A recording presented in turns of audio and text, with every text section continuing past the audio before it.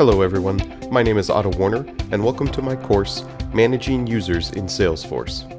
I'm a digital marketing consultant with over a decade of experience implementing and integrating sales and marketing technologies, and if you're starting out in Salesforce administration, or have just acquired the Salesforce platform at your company, this course will give you foundational knowledge of the platform and how it's administered.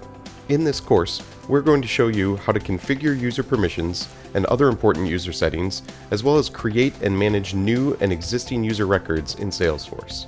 Some of the major topics that we'll cover will include working with permission sets, profiles, and roles, handling password resets, managing frozen and deactivated user accounts, and creating and assigning users.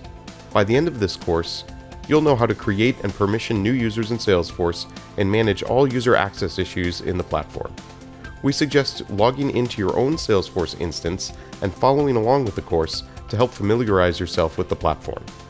I hope you'll join me on this journey to learn Salesforce user management with the Managing Users in Salesforce course at Pluralsight.